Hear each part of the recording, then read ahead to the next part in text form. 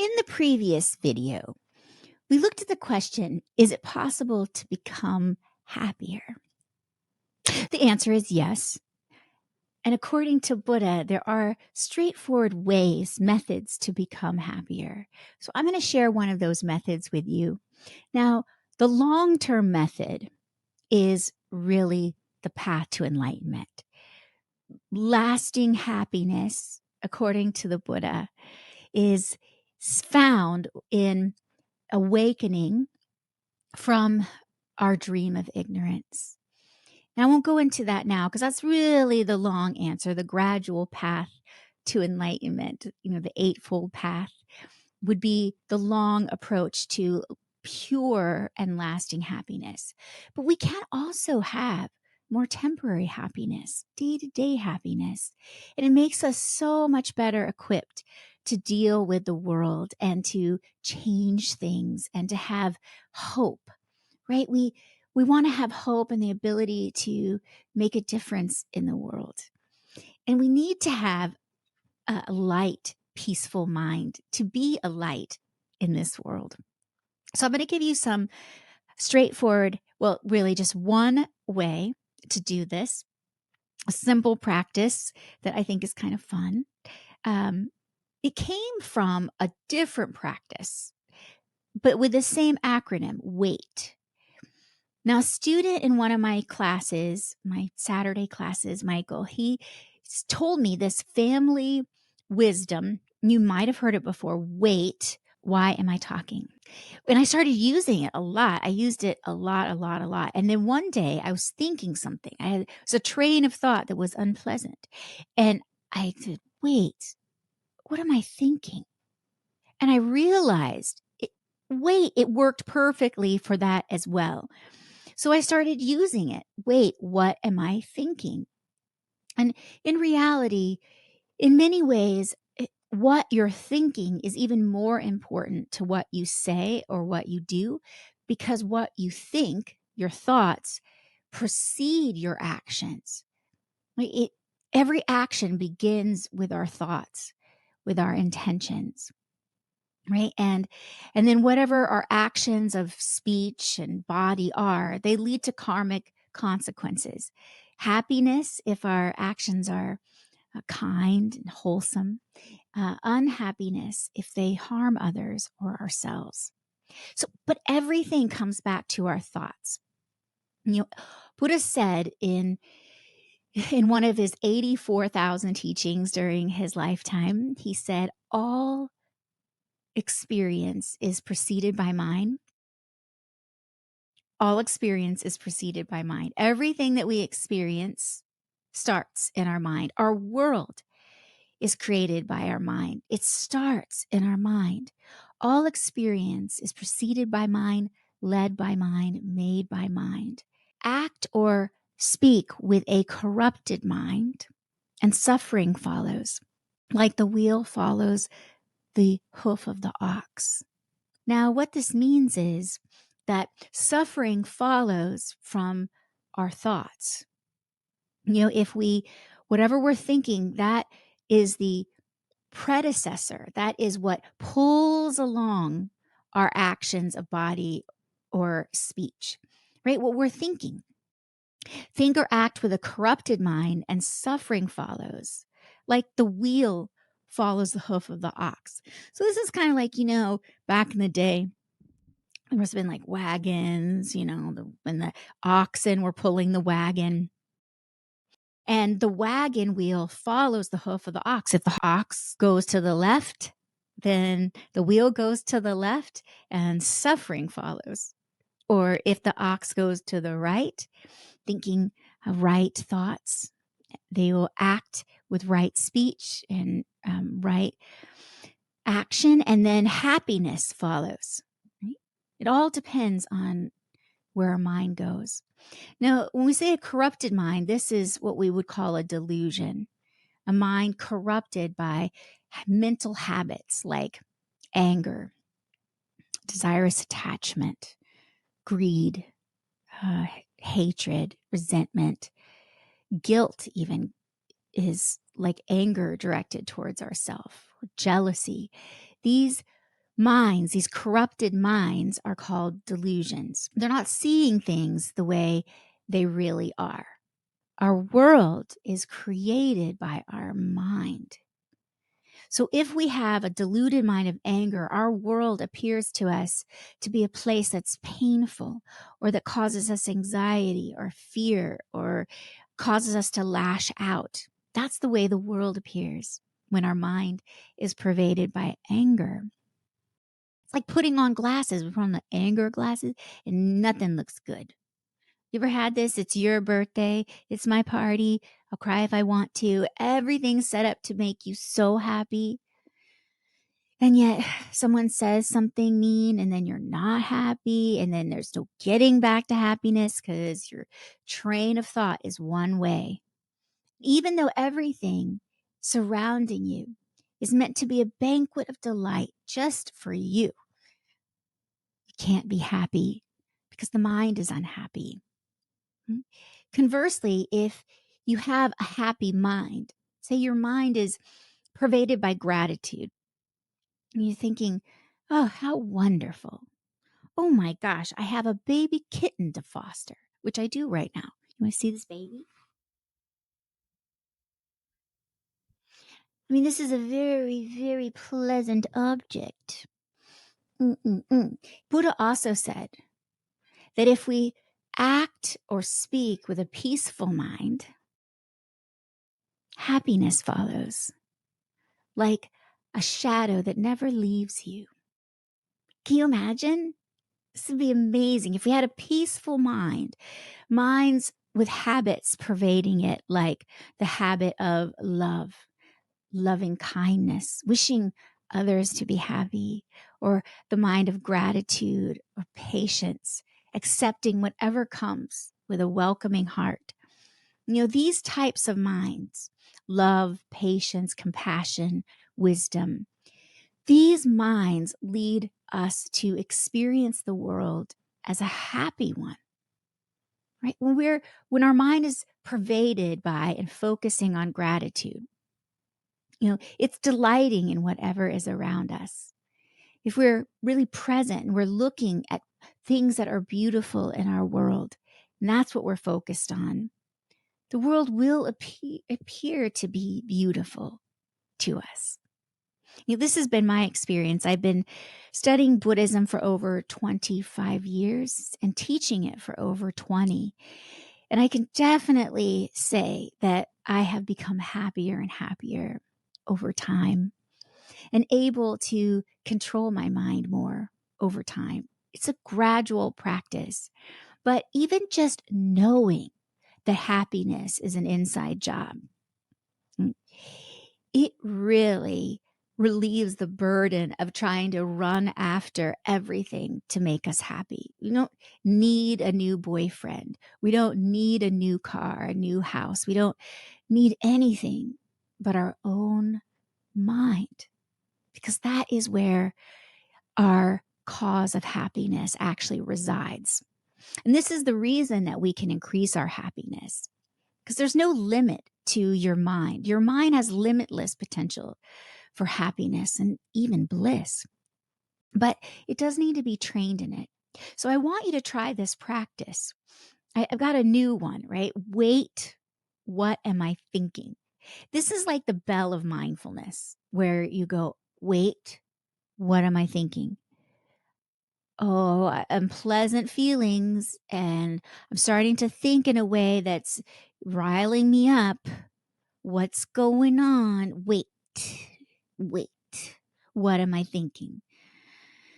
That's what stops you, right? You bring this mindfulness to it. Mindfulness, a lot of people have different interpretations of mindfulness these days, but in Buddhism, we think it is the mind standing guard, watching what's happening, being focused on what it intends to be focused on. So, for example, if you're mindful of your breath during a breathing meditation, just for relaxation, you're aware and mindful and present watching your breath, right? But if your intention for the day is to watch your mind and notice when it starts to go down the path that's going to lead to suffering, right? You're starting to think in ways, you're starting to dwell in ways that cause you pain. It's going to go, okay, wait a second. Wait, what am I thinking? Mindfulness is watching what's happening in your mind and makes you aware. Okay, I remember what I've intended to do. Mindfulness reminds us of what our intentions were for our mind training. And so when we think, wait, what am I thinking? Now what do we do? Okay, well, in a previous video, I talked about how delusions arise. And very simply, it is when we engage with an object, actually say it's a pleasant object. It's when we start to dwell on the good qualities of that object. Oh my gosh, I need this. I've got to have this. I want this. It's so shiny. It's so nice. It's, and then our mind starts to get attached to it. And then we're searching Facebook Marketplace for the new bike. And all we can do is think about it. We go to sleep late because we're staying up scrolling, looking for that new bike, or whatever it might be. Our mind dwells in an inappropriate way, Buddha would say. So the object plus inappropriate attention equals delusion. Delusion being an uncontrolled and unpeaceful mind. And isn't it true when your mind gets hooked on something, like really hooked, it's not peaceful? That attachment. Yeah, and then once it's hooked, unless we get that object we want, I need that bike. I want the one that's electric that pushes the pedals for me. I must have it. Then we're really disappointed if we can't afford it, or we get it and it breaks, or we get it and we fall off the bike and we're scared to get back on that bike again. If we're separated from our objects of attachment, or we aren't able to have them, or if they disappoint us, this leads to pain and difficulties and problems and suffering. And it really is generated, the fuel and the factor that you can change is inappropriate attention, where we're dwelling. Oh, wouldn't it be nice if blah, blah, blah, or about a person, maybe an inappropriate person, someone married who has a partner, or if you have a partner thinking about someone else. It's the dwelling and thinking about them and looking at all their social media pictures and fantasizing that leads you to be hooked. That dwelling is what causes and generates desirous attachment to take hold and lead us to a point where eventually that pleasant thing will be like tasting honey on the razor's edge. That's how Buddha described attachment. Like tasting honey on the razor's edge. The first taste is sweet, but then it cuts and it hurts. There is disappointment or separation, or you don't get what you want, or it dies or breaks, or whatever it might be. Now, in the case of something unpleasant, it's the same formula, but the object's unpleasant. So an unpleasant object, let's say something's really disappointing. We got disappointing news. Maybe we lost our job. And it's so painful. But the dwelling on it, right? It's the dwelling where we're worried I'll never get another job. Not true. And maybe that job wasn't right for us. But instead, we're thinking in all the ways that are so painful. And we maybe let ourselves dwell on it for like hours and hours or days and days. And it leads, each time we continue to dwell, at some point, it turns into the delusion of aversion in some way, whether that's anger, maybe it's anger at your boss that fired you, or it's resentment, or it's depression. You can try to practice this, honing your mindfulness, becoming aware of when inappropriate attention is happening, when you're starting to dwell. And it's just going to look like, wait, what am I thinking? And you're going to see how it comes about, how this process happens. Now, if you can already direct your mind in the opposite path where it's leading you to peace, to acceptance, to happiness, then go ahead and reroute your thoughts. But you can just simply start this process of, wait, what am I thinking? As a process of investigation and honing your skill of mindfulness. Now, what mindfulness is like, okay, to give you an example, you know that kitty I introduced earlier, Banyan? He's named Banyan because he was in a banyan tree. His mom had moved his siblings somewhere else because the neighbors were hearing these kittens and were going up and trying to give them food and just messing with them too much. And the mom moved the kittens. But he was either too afraid to go, or I think he was probably too afraid to go with them, because he's old enough to follow along, like 4 or 5 weeks. I guess he was really little when she first moved him, though. Must have been like 3 or 4 weeks. And he basically was staying in that tree, and the mom would come back every once in a while to feed him, but he was way too hungry. He was screaming so loud, meowing so loud that the neighbors were hearing him all the way down the road. So my partner, who is like the animal expert in our neighborhood, she's a certified vet tech and really experienced with wildlife. She was trying to catch this feral kitten.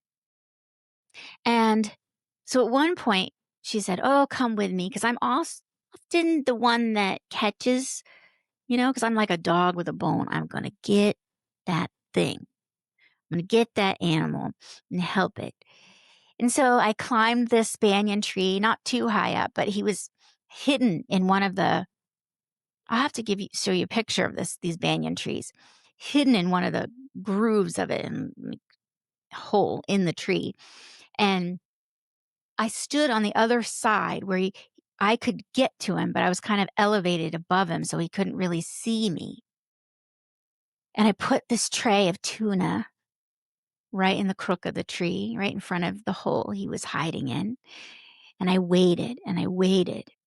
Mindfulness is like that mind that waits, is watching. It's watching for what you've intended to do, watching for inappropriate attention. Like I was watching for that kitty to pop his little head out or crawl out to eat a little food, and then I'd pounce.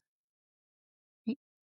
And that is what mindfulness is really like. Like I stood there for a while, quite a while, and then eventually he did come out. He popped his little head out, and then he put his little body and he started eating the food, and then I pounced.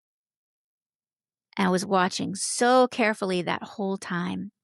And mindfulness is like that. It's going about your day, but you're also watching for what you've intended to do.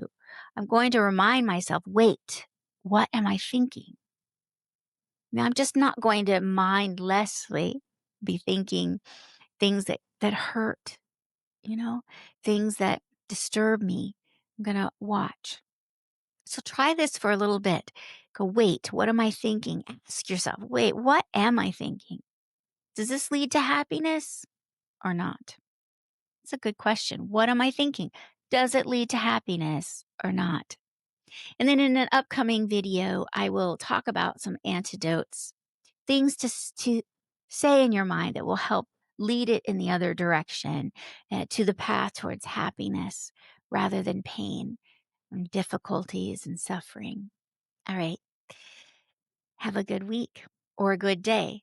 Wait, what am I thinking? Try to remember that and practice this mindfulness.